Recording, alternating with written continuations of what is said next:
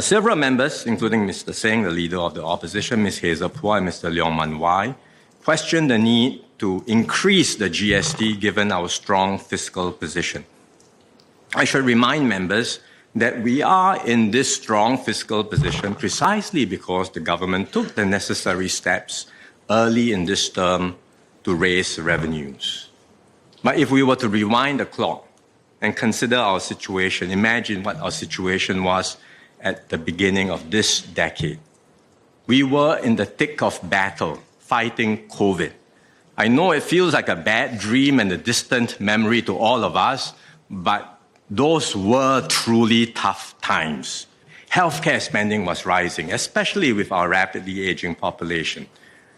We looked at different ways to raise revenues, including through property and income taxes, but these moves were still not enough to cover the expected increase in expenditure, which was sure to happen. So what should we do to plug the funding gap? That's why we had to consider the GST increase. It was a difficult decision. It was a difficult choice. It's never easy to raise taxes, and certainly not a tax like the GST. But governance is about making responsible choices, not just popular ones. We must ask ourselves, do we want short-term populism or long-term stability? Do we want to kick the can down the road or take the hard but necessary decisions? So once there were signs that the economy had stabilized, we decided to proceed with the GST increase. But we also rolled out a comprehensive assurance package, which effectively delayed the GST increase for the vast majority of Singaporean households. Essentially, once we decided to move, the GST rates were locked in.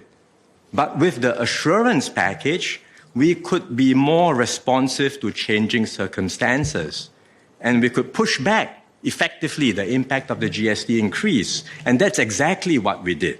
We had multiple rounds of enhancements to the assurance package to tackle cost of living concerns and to ensure that the majority of households will not feel the impact of the additional GST for at least 5 years.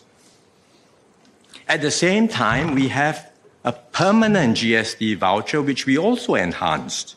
And this ensures that the GST and the GST voucher scheme combined together will support the lower income groups and will protect them not just over the next 5 or 10 years, but on a permanent and ongoing basis. So with that in place, together with the other revenues we made, we are in a better position now